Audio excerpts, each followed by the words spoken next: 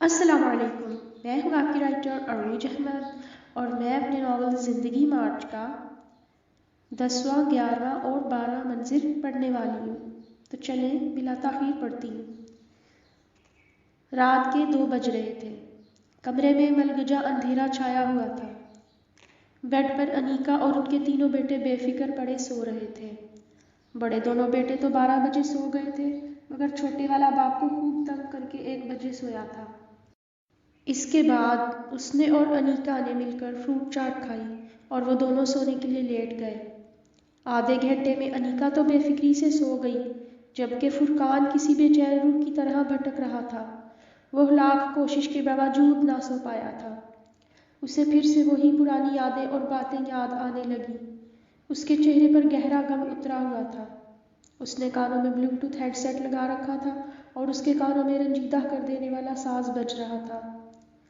وہ 2 تکیوں پر سر رکھے چھت کو تسلسل سے گھورتے ہوئے کچھ سوچنے میں مصروف تھا۔ آج 2 سال بعد اسے دیکھ کر وہ 8 سال میں پہلی دفعہ اتنا پرسکون ہوا تھا۔ اتنے سال بعد اس نے جسے دیکھا تھا وہ اس کے بھائی کی بیوی نہیں تھی، اور وہ ایک بیوہ عورت سے نفرت نہیں کر سکتا تھا۔ ہائے مر جائیں گے ہم تو لٹ جائیں گے ایسی باتیں کیا نہ کرو۔ کانوں میں بجنے والا نغمہ اسے مزید جذباتی کر رہا تھا۔ آج جانے کی ضد نہ کرو۔ 7 سال پہلے وہ یہ نغمہ جس کیفیت کے ساتھ سنا کرتا تھا، آج بھی وہ اسی کیفیت کو محسوس کرنا چاہتا تھا۔ تم ہی سوچو ذرا کیوں نہ روکے تمہیں، جان جاتی ہے جب اٹھ کے جاتے ہو تم۔ جان ہی تو اس کی نکل رہی تھی قطرہ قطرہ کر کے۔ چند سال پہلے وہ مر بھی جاتا تو غم نہ ہوتا، مگر اب وہ ایسا نہیں سوچنا چاہتا تھا۔ وقت کی قید میں زندگی ہے مگر چند گھڑیاں یہی ہیں جو آزاد ہیں۔ اس کے سامنے اس کا چہرہ تھا۔ 8 سال پہلے جب اس نے اسے پہلی دفعہ دیکھا تھا، تب اس کا سونے جیسا دہکتا ہوا رنگ تھا۔ ذرا سا مسکرانے پر اس کا چہرہ لال گلابی ہو جایا کرتا تھا، مگر آج وہ بجھی ہوئی مشعل کی مانند بے نور اور بے حد اداس لگ رہی تھی۔ اس کی اجلی اجلی آنکھوں کو دیکھ کر وہ جان سکتا تھا کہ وہ بہت زیادہ روتی رہی ہے۔ اس کی باریک سی ناک نتنوں سے لال ہو رہی تھی، یوں لگتا تھا جیسے وہ ابھی رو کر ہٹی ہو۔ اس کی چوڑی پیشانی کی مخصوص بناوٹ ویسی ہی تھی اور وہی چمکدار نشیلی آنکھیں، مگر اسے دیکھ کر معلوم پڑتا تھا وہ اپنا بالکل خیال نہیں رکھتی۔ اس کے ہونٹوں کا رنگ پھیکا پڑ چکا تھا اور بال بے ترتیبی سے باندھے گئے تھے۔ وہ اب پہلے جتنے لمبے نہیں رہے تھے اور اس کے حلقہ دار بال یوں کمر پر پھیلے تھے جیسے نہانے کے بعد اس نے یوں ہی پکڑ کر باندھ لیے ہوں۔ لجین بہت غصے والی اور نخریلی لڑکی تھی۔ اس کی کبھی اپنے شوہر سے بن نہیں پائی تھی۔ وہ ہمیشہ اس پر غصہ کرتی نظر آتی تھی۔ اس نے تو کبھی نہیں سوچا تھا کہ وہ نویان کی موت کا اتنا غم لے گی۔ کانوں میں چلنے والی دھن بدل چکی تھی۔ وہ بے چینی سے اپنے ہاتھوں کی انگلیوں کو حرکت دے کر خود کو نارمل کرنے کی ناکام کوشش کر رہا تھا۔ نگاہوں میں دیکھو میری جو ہے بس گیا، وہ ہے تم سے ملتا ہو بہو، جانے تیری آنکھیں تھی یا باتیں تھی وجہ، ہوئے تم جو دل کی آرزو۔ اچانک اسے یسریٰ یاد آ گئی۔ جب اس نے لجین کو اپنے بھائی کے ساتھ بیٹھے دیکھا تھا تو اسے لگا تھا کہ اس نے یسریٰ کی محبت میں ایک ہیرا کھو دیا ہے، اور جب اسے یسریٰ کی شادی کا پتہ چلا تھا تب وہ کتنا پچھتایا تھا کہ اس نے جس کے لیے لجین کو ٹھکرایا تھا وہ بھی اس کی نہ ہو پائی۔ ایک ایک کر کے اسے سارے غم یاد آ رہے تھے۔ وہ جب جب لجین کو دیکھا کرتا تھا اسے اپنے بھائی کی قسمت پر رشک آیا کرتا تھا۔ اسے لگتا تھا انیکا اس کی محبت کے قابل نہیں ہے، مگر اب وہ اس کی بیوی تھی۔ وہ مجبور تھا، مگر اس کے دل و دماغ میں یسریٰ اور لجین گھڑی کی 2 سوئیوں کی طرح اٹکی ہوئی تھیں۔ 8 سال پہلے والی لجین اور اب والی لجین میں کافی فرق نظر آتا تھا، مگر نہ جانے کیوں وہ اس انداز میں بھی اسے شاندار معلوم ہوئی تھی۔ وہ کمال تھی اور اس کی بیوی اپنا اتنا خیال رکھنے اور سجنے سنورنے کے باوجود اس کے دوپٹے کی خوشبو کے برابر بھی نہیں ہو سکتی تھی۔ اس نے اپنی زندگی میں ہمیشہ حسین عورتوں سے محبت کی تھی، مگر وہ واحد عورت تھی جسے اس نے نفرت کے قابل سمجھا تھا۔ ہوئے نہ بیگانے بھی تم ہو کے اور کے، دیکھو تم نہ میرے ہی بنے، افسوس ہوتا ہے دل بھی یہ روتا ہے۔ اسے ایک ایک کر کے اپنے کیے ہوئے ستم یاد آنے لگے جو اس نے اس کے ساتھ کیے تھے۔ وہ کمال عورت تھی، اس نے کبھی اس کی بیوی سے اس کی کوئی شکایت نہیں کی تھی۔ ہاں، مگر وہ اکثر اپنی بیوی کو اس سے دور رہنے کی تائید کرتا رہتا تھا۔ اسے ڈر رہتا کہ کہیں وہ اس سے بدلہ نہ لے لے۔ منظر بدلتا ہے۔ پورے حال میں دھیمی دھیمی آوازیں گونج رہی تھیں۔ سفید چادروں پر بیٹھی عورتیں قرآن کی تلاوت میں مصروف تھیں۔ نجمہ بیگم کے ہاتھ میں بھی پارا تھا، مگر ان کے ساتھ بیٹھی ان کی بھابھی ان سے وقفے وقفے سے کوئی بات کرنے لگتی تھی۔ تم نے اب کیا سوچا ہے؟ اپنے بیٹے کی بہو کو کیوں یہاں رکھا ہوا ہے؟ وہ جوان ہے، اس کے والدین سے کہو اسے لے جائیں اور خود کو اس کی ذمہ داری سے آزاد کرو۔ گھر میں دوسرے بھی بیٹے ہیں، کل کو مسئلے بننے شروع ہو جائیں گے، پھر بات سنبھالنی مشکل ہو جائے گی۔ نجمہ بیگم اپنی بھابھی کی باتوں میں چھپے خدشے سمجھ چکی تھی۔ وہ اس کی بھابھی ہونے کے علاوہ ان کی سمدن بھی تھی اور ان کے بیٹے زیان کی ساس بھی تھی۔ آخر ان کی بہو نے کچھ تو ایسا کہا ہوگا جو وہ اتنی فکر مند دکھائی دے رہی تھی، یا شاید ابھی تک ان کی اولاد نہ ہونے کی وجہ سے کچھ پریشان رہتی تھی۔ آپ فکر نہ کریں، ہم جلد ہی اس سلسلے میں کوئی فیصلہ کرنے والے ہیں۔ میرا بیٹا فرقان بھائی کی موت کے بعد اب لوٹا ہے، اس لیے اس نے قرآن خوانی رکھوائی ہے۔ اب بس اس کے بعد ہم اسی مسئلے کا حل کرنے والے ہیں۔ نجمہ بیگم کے چہرے پر بھرپور اطمینان اور آنکھوں میں پرسرار چمک تھی۔ یقیناً وہ بہت پہلے سے کچھ سوچ کر بیٹھی ہوئی تھی۔ ایسا لگتا تھا جیسے وہ اسی وقت کا انتظار کر رہی ہوں۔ پھر جب سے مردانہ حصے سے ہو کر آئی تھی، مزید کچھ سوچوں میں ڈوبی ہوئی نظر آتی تھی۔ بھابھی بیگم کی نگاہ سفید لباس میں ملبوس لڑکی پر تھی۔ وہ بغور اس کی ایک ایک حرکت نوٹ کر رہی تھی۔